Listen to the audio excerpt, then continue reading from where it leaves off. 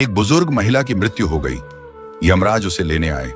महिला ने यमराज से पूछा, आप मुझे स्वर्ग ले जाएंगे या नरक? यमराज बोले, दोनों में से कहीं नहीं।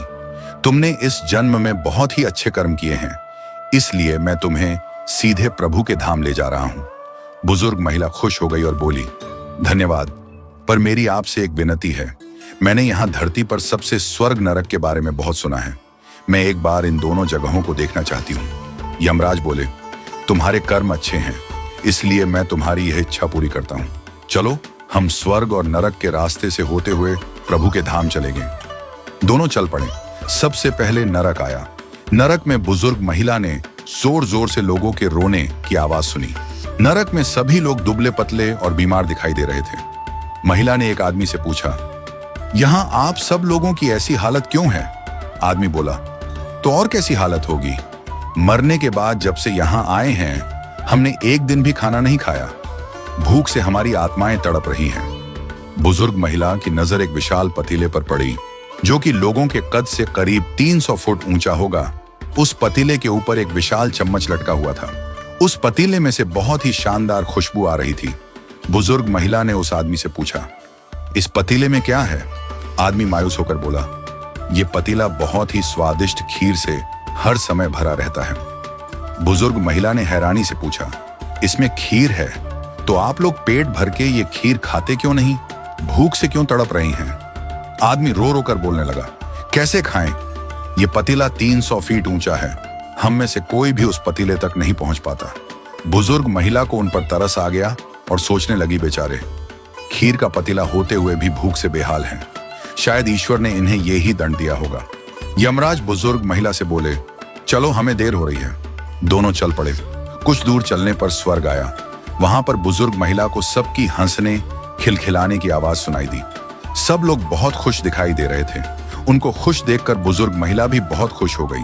पर वहां स्वर्ग में भी बुजुर्ग महिला की नजर वैसे ही 300 फुट ऊंचे पतीले पर पड़ी जैसा नरक में था। उसके ऊपर भी वैसा ही चम्मच लटका हुआ था। बुजुर्ग महिला ने वहां लोगों से पूछा, इस पतीले में क्या है? स्वर्ग के लोग बोले, इसमें बहुत स्वादिष्ट खीर है। बुजुर्ग महिला हैरान हो गई। उनसे बोली, पर यह पतीला तो 300 फीट ऊंचा है। आप लोग तो इस तक पहुंच ही नहीं पाते होंगे। उस हिसाब से तो आप लोगों को खाना मिलता ही नहीं होगा। आप लोग भूख से बेहाल होंगे। पर मुझे तो आप सभी इतने खुश लग रहे हो, ऐसे कैसे? लोग बोले, हम तो सभी लोग इस पतीले में से पेट भर के खीर खाते हैं। महिला बोली, पर कैसे? पतीला तो बहुत ऊंचा है। लोग बोले, तो क्या हो गया, पतीला ऊंचा है तो? यहाँ पर कितने सारे पेड़ हैं। ईश्वर ने ये पेड़ पौधे, नदी, झरने हम मनुष्यों के उपयोग के लिए तो बनाए हैं। हमने इन पेड़ों की लकड़ियां ली, उसको काटा, फिर लकड़ियों के टुकड़ों को जोड़ के विशाल सीढ़ी का निर्माण किया। उस लकड़ी की सीढ़ी के सहारे हम पतीले तक पहुंचते हैं और सब मिलकर खीर का आनंद लेते हैं। बुजुर्ग महिला यमराज की तरफ देखने लगी। यमराज मुस्कुराए और बोले, ईश्वर ने स्वर्ग और नरक मनुष्यों के हाथों में ही सौंप रखा है। चाहे तो अपने लिए नरक बना लें, चाहे तो अपने लिए स्वर्ग। ईश्वर ने सबको एक समान हालातों में डाला है। उसके लिए उसके सभी बच्चे एक समान हैं। वो किसी से भेदभाव नहीं करते। वहां नरक में भी पेड़ पौधे सब थे, पर वो लोग खुद ही आलसी हैं। उन्हें खीर हाथ में चाहिए। वो कोई कर्म नहीं करना चाहते, कोई मेहनत नहीं करना चाहता, इसलिए सब भूख से बेहाल हैं। यही तो ईश्वर की बनाई इस दुनिया का नियम है। जो कर्म करेगा, मेहनत करेगा, उसी को मीठा फल खाने को मिलेगा। अर्थात स्वर्ग एवं नरक आपके हाथ में ही है। मेहनत करें, अच्छे कर्म करें और अपने जीवन को स्वर्ग बनाएं।